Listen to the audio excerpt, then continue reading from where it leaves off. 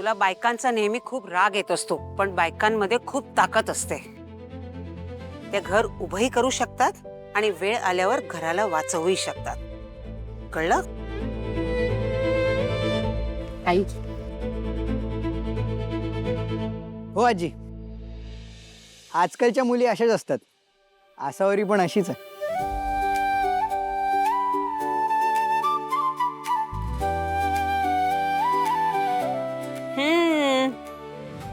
आतापासूनच बायकोचं कौतुक करायला लागलास.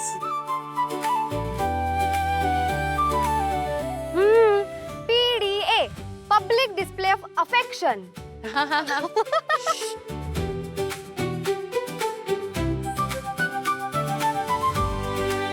चरू, आता आशुताईचं लग्न ठरलं, पण तुझं सुद्धा ठरवायला हवं ना.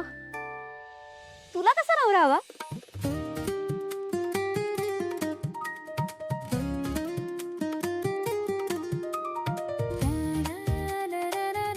गबगा, मला काय, मम्मी पप्पा निवडतील तो. अगं ते झालंच ग, पण तुला स्वतःला कसा नवरा हवा ते सांग ना आम्हाला. सांग ना. सांग सांग. लाजली ताई.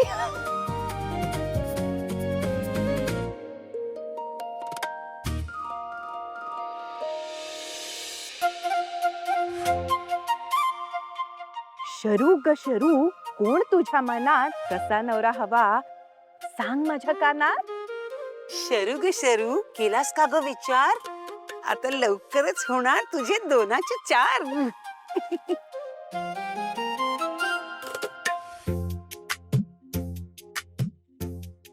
बाळा, मला जरा वाड्याजवळ घेऊन जाशील का रे? चला जंबा देख इकडे चल. शरू ग शरू, झालीस तू आता लग्नाची. शोट पटकन नवरा, आता वाट कशाला बघायची. शरू ग शरू, आता लाग संसाराला. कसा आणि कोण हवा जरा सांग तरी आम्हाला. घाई नका करू, घाई नका करू. माझा येणार राजकुमार होऊन घोड्यावर स्वार. शरू ग शरू, पण तो असेल तरी कसा? अगदी माझ्या मनासारखा, मला हवा तसा. पिक्चरचा हिरो की टायगरचा बाप? अरे सगळ्या हिरोंना करून टाकेल साफ. हुशार हवा की श्रीमंत हवा, देखणा हवा की शूरवीर हवा. हुशार हवा, पण नम्र सुद्धा हवा. श्रीमंतपेक्षाही प्रेमळ हवा. देखना चालेल पण हसरा नक्की हवा. शूरवीर असला तरी मला भिणारा हवा. राग जरी आला त्याला तरी तरी हसून बोललं पाहिजे. शरू माझी राणी म्हणून माझं ऐकलं पाहिजे. माझ्याशिवाय त्याचं नाही हल्लं पाहिजे पान. शरू शरू म्हणत त्याने मलाच द्यावा मान.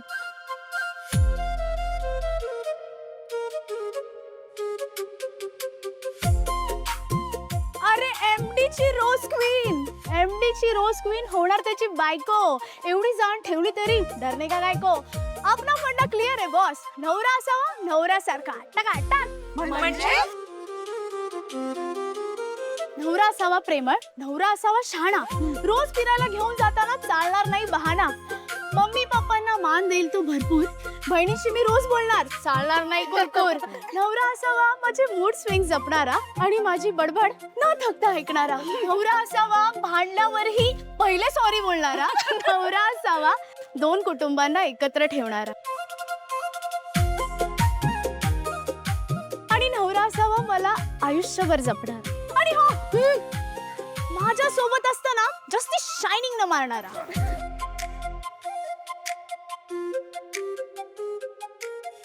शायनर.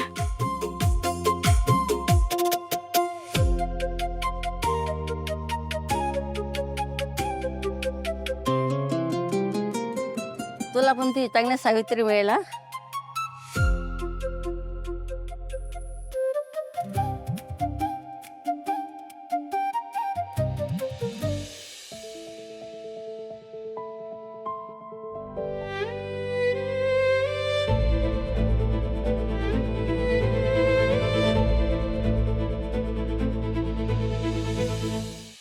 मन झुरत हुरहुरत मिठीत तुझ्या इरघळते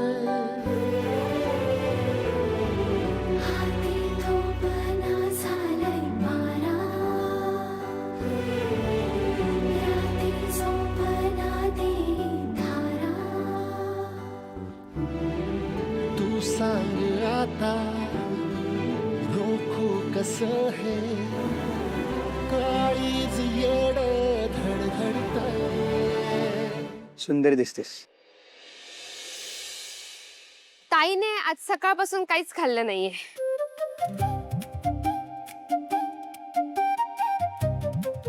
अरे बापरे, उपवास केलाय. मम्मीला बरं नाही आहे ना, म्हणून तिच्या वाटणीचा उपवास आम्ही सगळ्यांनी केलाय. अच्छा, म्हणजे माझ्यासाठी नाही केलाय. पुढच्या वर्षी. एक मिनिट आलं. ठीक आहे, खाऊन घे. अरे काय चाललंय? आज उपवास आहे ना तिचा? आजी ते मी नाही म्हणत होती, पण अग एवढं घाबरायला काय झालं?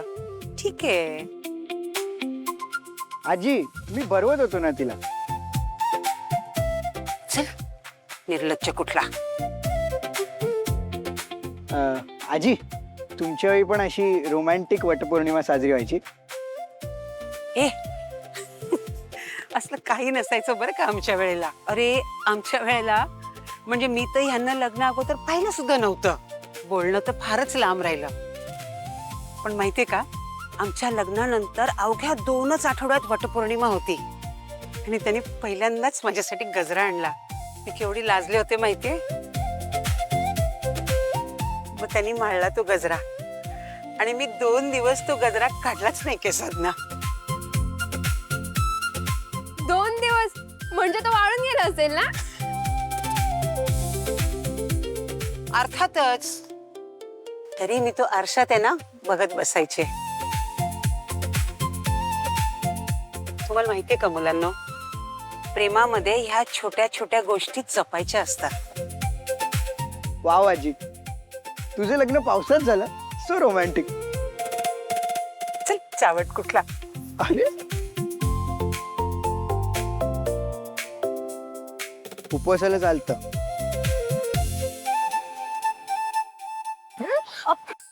उपवासाला चालतं ना, मग मी खाते. जिजू तुम्ही झोका द्या तोपर्यंत.